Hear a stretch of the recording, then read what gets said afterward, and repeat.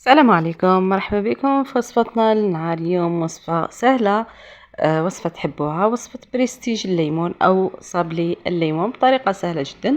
نروحوا مباشرة نشوفوا طريقة التحضير والمقادير كذلك. أول شيء عندي علبة 500 غرام تاع لا مارغرين، عندي كذلك ربع حبات تاع البيض، حنستعمل زوج صفار وزوج بيضات تامين. عندي زوج كيسان تاع السكر تاع 200 ميلي ناقصين شوية، عندي زوج باكي تاع خميرة تاع 10 غرام، وعندي كذلك منكه الليمون او باتاغوم اللي تباع باللادوز عند محلات بيع الحلويات.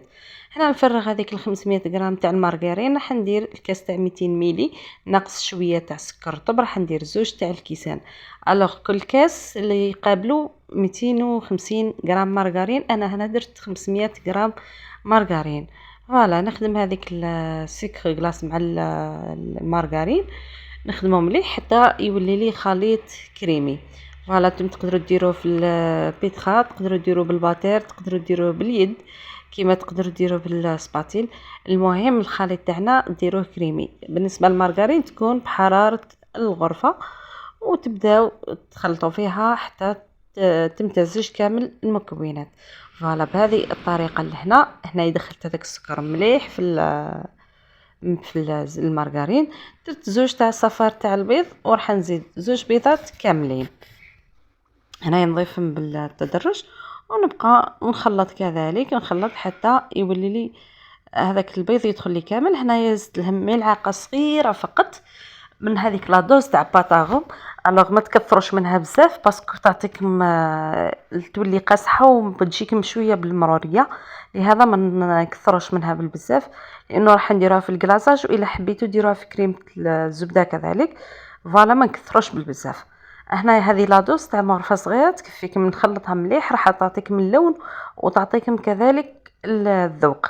هنا ضفت الفرينه ندير 500 غرام تاع المارغرين، درت لها كيلو تاع الفرينه مع 2 باكي تاع خميره الحلويات، كل باكي فيه 10 غرام صافي. استعملت 20 غرام تاع خميره الحلويات. هنا نبقى نطم في هذيك العجينه حتى تنطم لي وتعطيني عجينه تكون طريه وحاكمه روحها. فوالا نضيف لها كامل بالتدرج حتى تحكم روحها تعطيني هذا الشكل. فوالا عجينه حاكمه روحها. هنا نروح مباشره نفتحها. هنايا تستعملوا من الاحسن كيس بلاستيكي، ولا تفرشوا لها الفرينه نورمال. هنايا من الاحسن كيس بلاستيكي باش ومن بعد تعاودوا تطموها ما تجيكمش ناشفه. هنايا عندي هذا الشكل، شكل الليمونه او حبه القارص. استعملت هذا الشكل، تقدروا تستعملوا اي شكل حبيتو. فوالا بهذا السمك اللي حليته راح نشكل كامل الحلوى اللي عندي حتى تعمر لي الصينيه اللي تدخل الفرن. هنا بعد ما عمرتها راح نحطها على 150 درجه فقط، نحطها في المنتصف تاع الفرن، ولما نبغي نشعل عليها من فوق نزيد نهبطها لتحت باش ما تحمرليش، تجيني غير هذا الشكل فقط، يعني يطيب لنا ناشف وما يكونش حمر بالبزاف. هنا راح نروح نوجد كريمه اللي هي كريمه الزبده. الوغ عندي سكرو غلاس، عندي فنجان تاع الزيت تاع القهوه فقط، عندي الماء، وعندي 250 بواطه تاع 250 غرام مارغرين قسمتها على زوج. نحتاج منها النصف، عندي 6 مغارف تاع سكر غلاس. فوالا 6 مغارف. هنا نحسبوهم تكيلوا بالملعقه، ملعقه تاع الاكل ديروا 6 مغارف تاع سكر غلاس، راح تزيدوا لهم 3 مغارف تاع الماء فقط، يعني ما نكثروش. فوالا زدت لهم 3 مغارف تاع الماء. فوالا بهذه الطريقه. هنايا راح نخلط هذاك السكر والماء حتى يذوب لي السكر والماء مع بعض. تقدروا تخلطوها في الباتير، يعني تقدروا تخدموا في الاول تخدموا هذاك السكر والماء تخدموهم باليد او بالسباتيل ولا بالملعقه، تخدموهم مليح حتى يذوب لكم هذاك السكر في الماء. لما يذوب لكم مليح هنايا راح خليه حتى يذوب لي كامل، مره على مره نهبطوا لازم يذوب لي. فوالا بهذه الطريقه. هنا نفتح احسن. فوالا طريقه سهله هذه بالنسبه للكريم الزبده، اسهل طريقه وتعطيك كمية كبيرة، يعني ما تحتاجش كمية. كاين انواع من كريم الزبده، كاين حتى اللي تجي بالبيض، كاين اللي تجي ديروا سيكر غلاس وديروا معاه الزبده فقط. لكن انا هذه الطريقه تاع الماء راح تجيكم طريقه سهله ومش راح تاخذ منكم الوقت كذلك، وتعطيكم كونتيتي كبيره. بالنسبه لهذه الكونتيتي اللي درتها اليوم راح تلصق لك كل زوج حبات مع بعض دلك 50 حبه بالنسبه ل 500 غرام تاع المارغرين. بهذا الشكل اللي درتو شكل الليمون. اذا كنتو رايحين ديروا الحبه اقل حجم راح تعطيكم شويه شويه كونتيتي، راح تكون من 60 حتى ل 75 حبه على حسب الحجم اللي درتوه. فوالا نزيد هذيك 125 غرام تاع الزبده نضيفها بالتدرج. لهنا الزبده حاكمه روحها بارده شويه ما تكونش طريه. هنايا بهذه الطريقه نخلطها مليح بالبرا او الباتير، عفوا بالميكسر، بالبيترا عفوا. هنا يخلطها مليح حتى يولي الشكل تاعها. هنا شوفوا اللون تاعها راه يصفر اللي راكم تشوفوا فيها، راه يصفر. لما ننتهيو منها راح يولي اللون تاعها بيض. الكريمه تاعنا راهو اللون تاعها صفر راكم تشوفوا.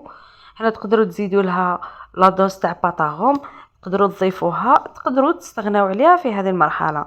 الوغ راح نزيد هذاك الزيت، فنجال تاع الزيت او نصف فنجال تاع التاي، راح نضيفوه فقط بالتدرج بهذه الطريقه، ما نضيفوهش بالكونتيتي على مره واحده، نضيفوه بالتدرج فقط حتى يولي لكم هذاك الخليط. راح يضاعف الحجم تاعو، يولي خليط اللون تاعو مايل للون الابيض، يعني من قبل كان صفر يولي في اللون الابيض. فوالا بهذه الطريقه نخليه يتضاعف واحد لمده 5 دقائق حتى ل10 دقائق. تشوفوا الشكل تاعو تغير تماما وضاعف الحجم كذلك. تكون هنايا النتيجه تاعنا جاهزه. الوغ هذه هي الشكل النهائي. هنا شفتوا كيفاه كانت كميه صغيره وشوفوا كيفاه كانت فقط ب 125 غرام زبده راح تشكلي حوالي 50 حبه، يعني بين زوج حوالي تقريبا 100 حبه تلصقين مع بعض تعطيكم 50 حبه. فوالا بهذه الطريقه شوفوا نديرو في لابوش دوي هكذا في لابوش فقط، ما درتش لا دوي. هنايا نحط كريمه الزبده بهذا الشكل. قلت تقدروا تزيدوا لها لا دوز تاع باطاغوم عطر الليمون، تقدروا تزيدوها، تقدروا تستغناو عليها. انا هنا درتها فقط، حبيت نكاسي شويه هذيك العطر تاع الليمون، اللي يحب واللي ما يحبش. بالنسبه للحشو راح ندير لها انايا طوفيه، طوفيه كراميل. تقدروا تضيفوا لها سوبر كريم تلقاو في المحلات، واللي ما عندهاش تاع المحلات تقدر تستعمل الوصفه تاع المنزل. الوغ كيما تقدروا تحشيو باي كريمه تكون عندكم على حساب واش عندك نتيا، ولا على حساب القدره الشرائيه تاع ربة البيت. هنا انا درت فقط طوفيه كراميل. اول شيء كانت موجوده عندي، ثاني شيء بغيت نزيد لها لا دوز، لكن بغيت نكاسي شويه مع لا دوز هذيك تاع الباطاغوم، حبيت نكاسي معها شويه. وانتم اختياري، تقدروا تضيفوا اي منكه عندكم ولا اي حشوه تحبوه نتوما، هذا راجع ليكم نتوما. هنا نعمر كامل الحبات اللي عندي ونحاول نعاود نغلقهم الحبه بين زوج بهذه الطريقه. هنا للتنظيم فقط حطيت حبه وفوق حبه نخدمها بهذا اليد. هنا بالنسبه للضغط ما تضغطوش، راح نتعدلوا الحبه تاعكم فقط، وهذيك الزوائد هذيك ديروها بهذاك اللي يجيكم خارج واللي يكون لكم تحيو من حبه اخرى تضيفوا الحبه ثانيه. بهذه الطريقه تكونوا نهيتوا الحبات تاعكم. بعد ما نخلصوهم واش راح ندير؟ راح نحطهم في الثلاجه يبردوا لي حوالي ساعه، باسكو رانا في وقت الصيف وكريمه الزبده ليه تذوب لنا، بالاحسن نديروهم في الثلاجه حوالي ساعه. هنا راح نوجد طليه، عندي ربع تاع الكاس تاع 200 ميلي، راح ندير غير ربع كاس تاع عصير الليمون. راح نزيد هذاك عصير الليمون راح نزيد له نفس الكميه تاع الحليب. هنا صافي راح ندير كيلو حليب كيلو عصير الليمون. بالنسبه للحليب راح نديرو بالتدرج فقط، على بالكم الحليب والقرص ما يتفاهموش، الوغ راح نضيفهم فقط بالتدرج. قلت كيلو تاع الحليب مع كيلو تاع عصير الليمون، راح نزيد لها بنفس الكاس راح ندير فيه كيلة تاع مزار بنفس الكيلة اللي درتها الاولى عصير الليمون. نبقى نخلط هذيك المكونات ثلاثة مع بعض، وراح نزيد لهم كذلك نفس الكيلة تاع الزيت، زيت المائدة.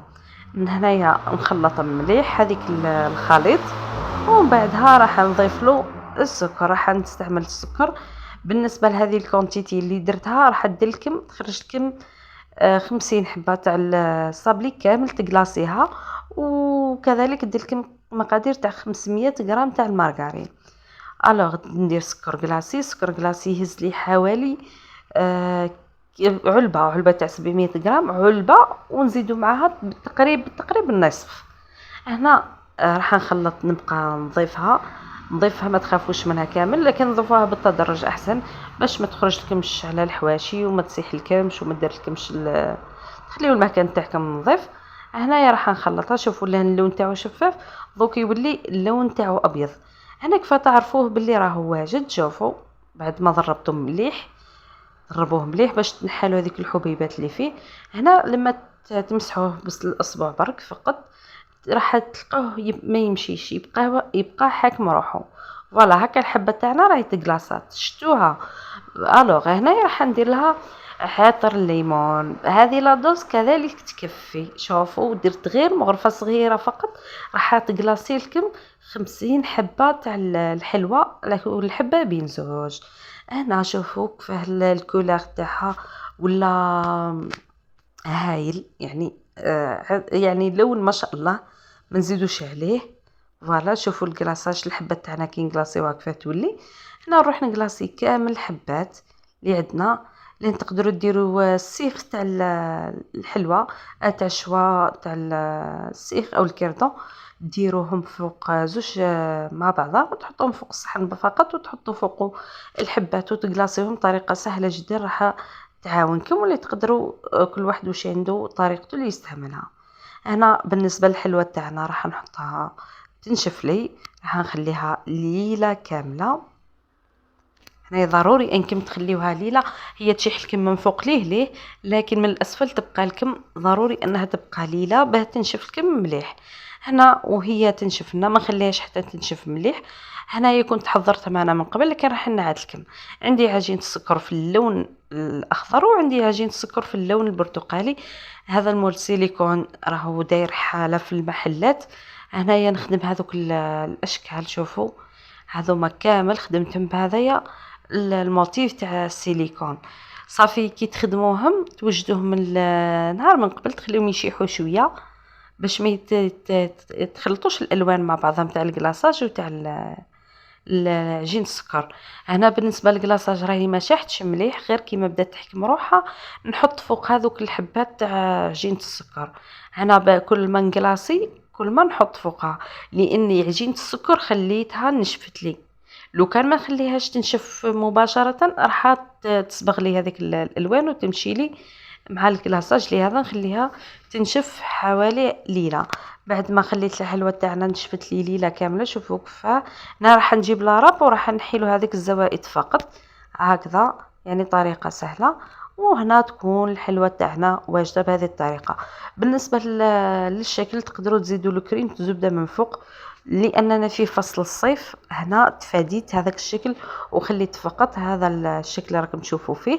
انا نقسم لكم الحبه تشوفوها الشكل تاعها فاهم داير، لكن الذوق بلا ما نحكي لكم اكيد كامل راكم تتخيلوا فيه. وبلا ما نقول لكم الحلوه تاع الصابلي، اكيد عجينه الصابلي راهي طريه وذوب الفم.